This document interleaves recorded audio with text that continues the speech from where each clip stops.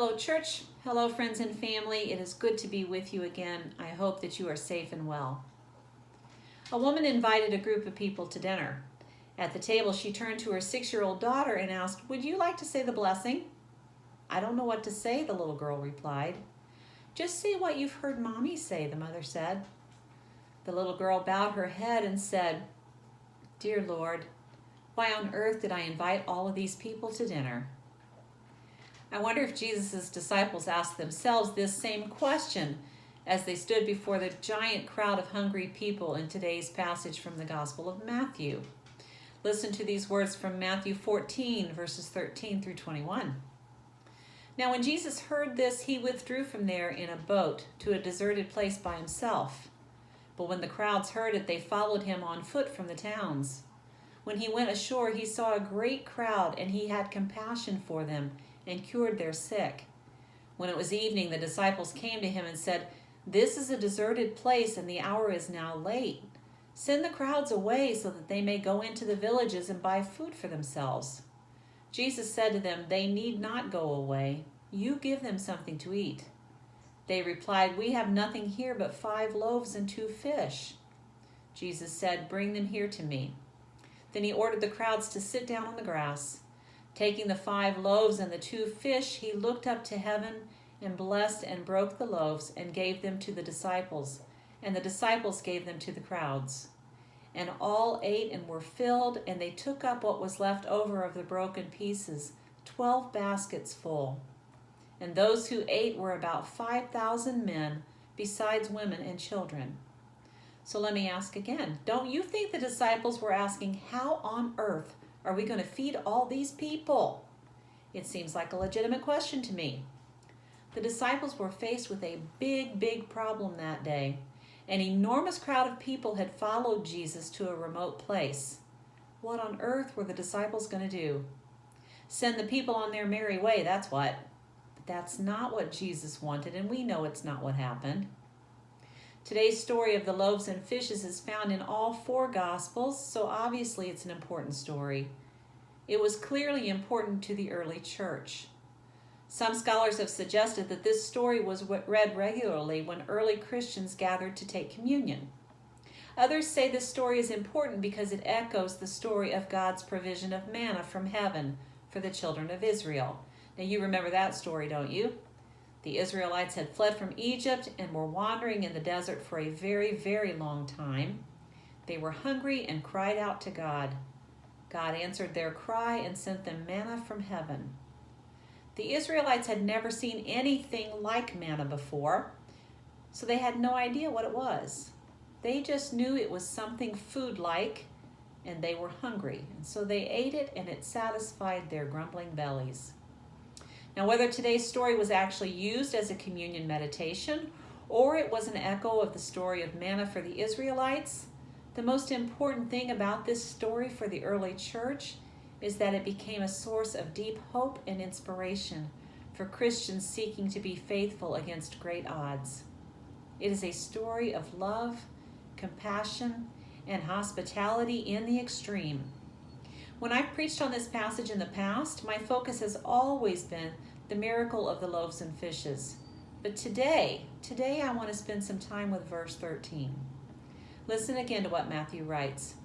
Now when Jesus heard this, he withdrew from there in a boat to a deserted place by himself.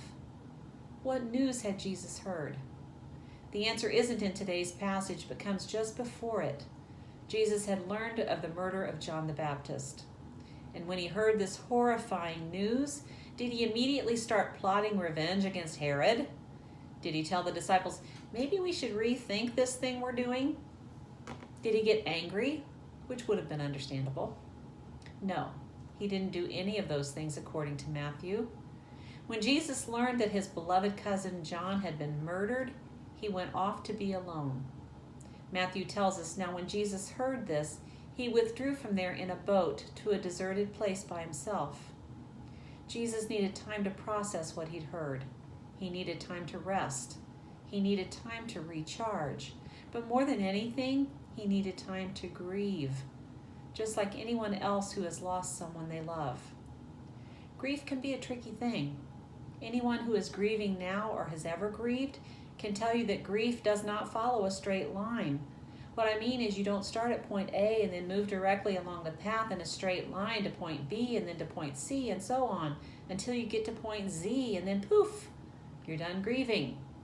That's not how it works, is it? A dear friend once shared the expression grief bursts with me. What happens is that the grieving person is just going along, taking care of the everyday stuff, thinking he or she has things under control, and then wham! Something, some person, some sight, some smell, some sound, some song, some memory triggers the pain of their loss, and they find themselves right back in the throes of grief once again. The grieving process is different for every person. There is no right way to grieve, and there's no fast track to get past one's grief, because in reality, the grief never completely goes away. But with time, it becomes manageable, and the grief bursts happen less and less frequently. Why am I talking about grief today, you might be wondering? Why not preach about the loaves and fishes? The reason is because I think our world is grieving right now. People are grieving the loss of loved ones due to the coronavirus. Death is a horrific part of this pandemic, but it's not the only part, is it? People all over the world are also grieving what they've lost. The loss of income, their jobs, their freedom, their independence, their sense of security. People are grieving the loss of their simple day-to-day routines, their ability to travel, to go out to eat, to hang out with friends. People are grieving the way they used to be able to gather in churches and synagogues and mosques. They're grieving the normal start of a school year. Here in our country, people are lamenting their lack of faith in the leaders on both sides of the political aisle. Beyond the enormous loss of life around the globe, people are grieving the way things used to be. Every single day we are bombarded with more statistics, more warnings, more precautions, more restrictions, more changes. Our new normal is what we're trying to figure out every moment of every day. And in the midst of all this is our grief. What do we do with it? Where do we go with it? How are we supposed to get through this when there's no end to this pandemic in sight? I'm afraid I don't have the answers to those questions, but I will say that I think our best bet is to turn to each other, lean on each other, share our burdens with each other. Grieving isn't something that we should do all alone. We are better together than we are apart. We are stronger, we're more resilient, we're better able to see the big picture when we're not so focused on our tiny piece of it. Together we can manage our grief. Together we can find hope. In today's passage, Jesus desperately needed time to grieve and regroup. He needed a little time alone, but he didn't get that time and space he needed because the people heard that he had left and they followed after him. They just couldn't get enough of him. Jesus came into the shore and saw the great crowd. If I were Jesus, I might have thought to myself, seriously? Can't I just have 5 minutes to myself? But that's not what happened, of course. Matthew tells us Jesus had compassion for the people and cured their sick. To me, this is where the actual miracle in today's story began. Jesus took his weary, exhausted, grieving self right back to the crowd, back to the community that he loved. He rejoined the people, showing them love and giving them reasons to hope. What shall we do now, my friends? How shall we deal with our grief?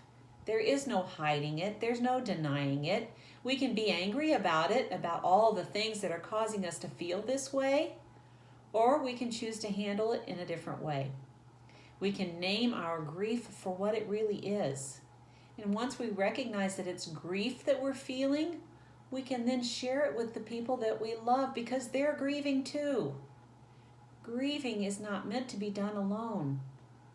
We may not all be in the exact same boat, but we are all in the same storm.